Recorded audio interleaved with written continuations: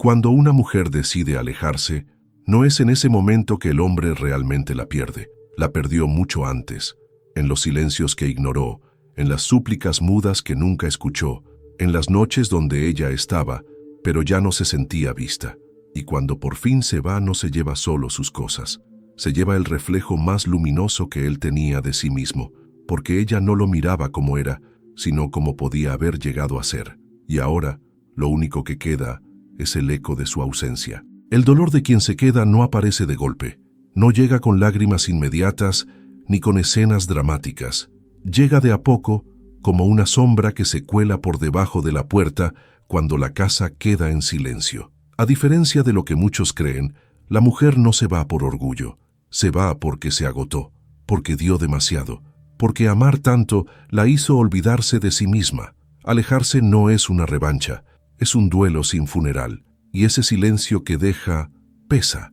Pesa con todo lo que intentó sostener sola durante demasiado tiempo. Carl Jung decía que los encuentros más importantes ya estaban pactados por las almas mucho antes de que los cuerpos se vieran. Y cuando un amor así se rompe, no es solo un final, es un llamado a mirar hacia adentro, a confrontar lo que uno lleva escondido. La ausencia de ella no es solo nostalgia, es espejo, es el reflejo de todo lo que faltó, lo que dolió, lo que él no se atrevió a hacer. Y de pronto, su partida se convierte en un umbral, un portal que él puede atravesar o volver a ignorar, como tantas veces. Y es justo ahí, cuando ya no hay mensajes, ni disculpas, ni promesas, que el silencio se transforma en ruptura. No una ruptura física, sino existencial, porque a veces, solo en la ausencia, la verdad encuentra espacio para hablar, y cuando el hombre finalmente comprende que ella no va a regresar, no extraña solo a la mujer. Extraña a sí mismo, a la versión de él que solo existía a través de ella. Pero la pregunta que queda flotando es, ¿todavía está a tiempo de recuperarla? ¿O esta transformación le tocará vivirla en soledad? Cuando ella se va, el primero en reaccionar no es el corazón, es el ego. Ese ego que creía tener todo bajo control, que pensaba que su presencia era suficiente, que asumía que el amor de ella siempre estaría ahí, simplemente porque sí, y de repente se encuentra solo, no con la soledad física, sino con la emocional, esa que no se puede llenar con cuerpos ni con palabras bonitas. El ego no entiende de vacío ni de sanación, solo entiende que algo que le pertenecía ya no está, y ese golpe lo desarma. La mayoría de los hombres no sienten dolor al principio, sienten rabia, confusión, una necesidad urgente de explicar lo que no entendieron mientras aún había tiempo.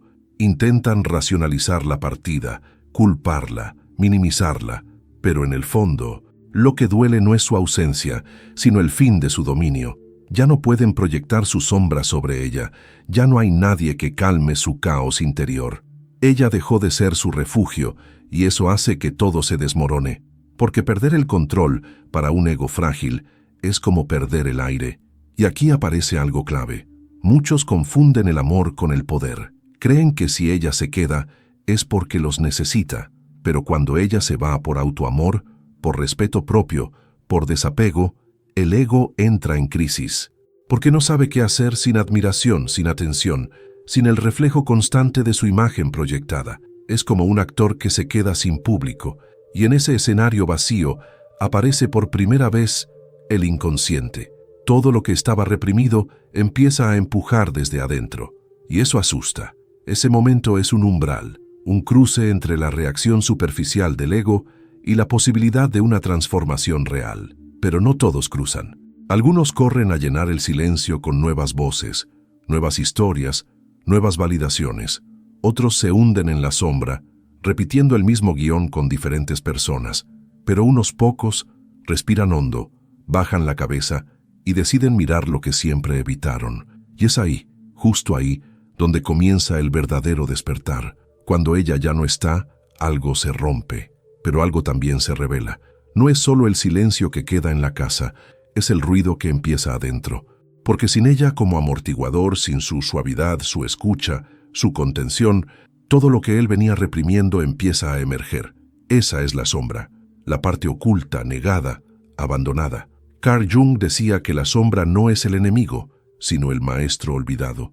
Y cuando la mujer se va, ese maestro despierta, aunque duela. La sombra es impaciente, no grita, pero pesa, se manifiesta en pensamientos que antes no se tenían, en memorias que queman, en emociones que él juraba que no sentía. Surge la vergüenza, el miedo, el vacío. Todo lo que ella sostenía con su presencia, ahora lo confronta con su ausencia. Sin esa figura que validaba su existencia, él se ve obligado a mirar el reflejo más crudo de sí mismo, no como pareja, no como amante, sino como hombre, desnudo frente a su propia historia. Y es en ese estado donde muchas máscaras empiezan a caer. Ya no hay a quien impresionar, ni a quien convencer. El ego, herido, ya no consigue sostener las apariencias. Y entonces la sombra toma la palabra. Habla del niño herido, del orgullo que se volvió defensa, de las veces que eligió callar para no sentir. Es como si el inconsciente, durante años adormecido, ahora abriera las compuertas.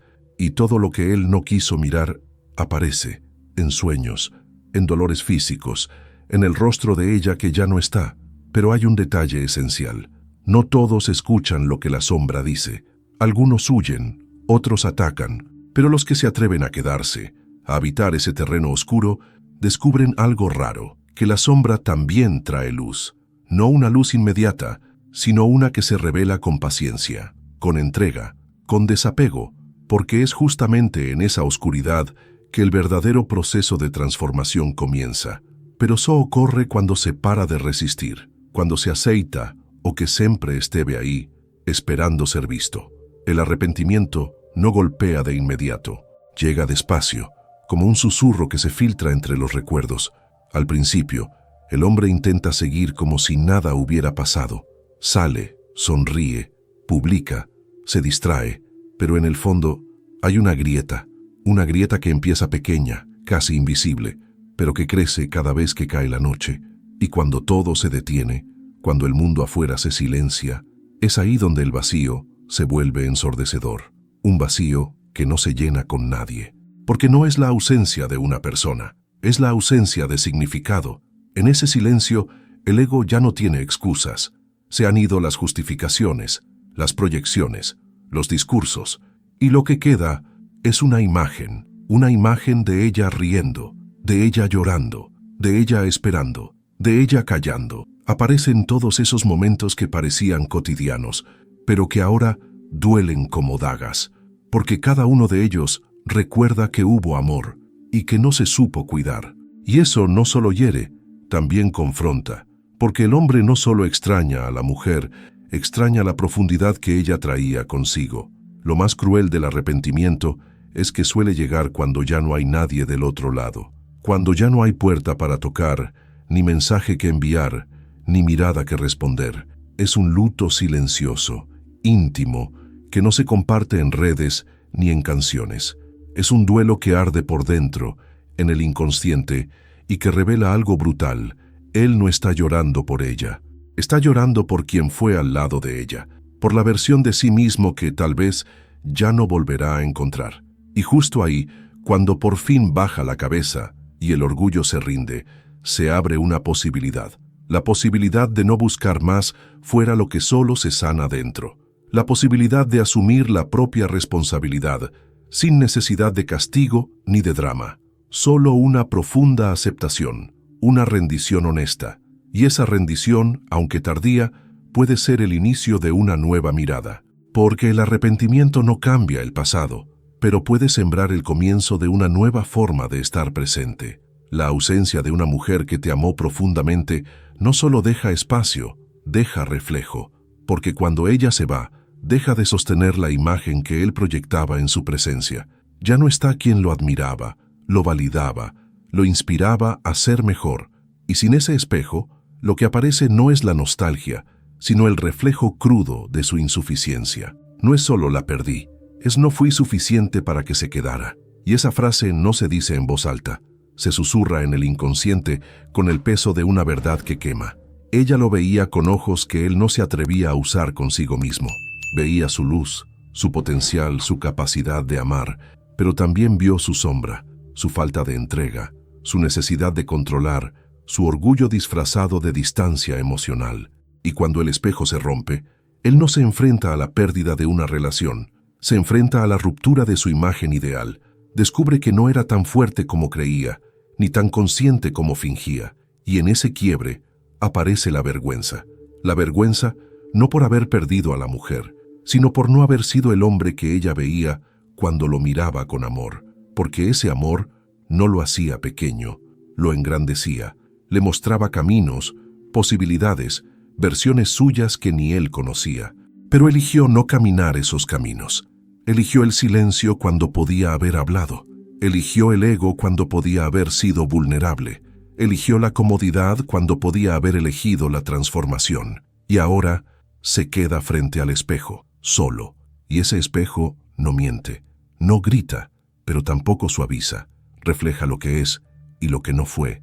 Pero también tiene un regalo, el de la conciencia, porque solo quien se atreve a ver su propia insuficiencia puede comenzar el proceso de sanación real. No desde la culpa, sino desde la humildad, desde la honestidad radical, desde la decisión de no repetir los mismos patrones una vez más.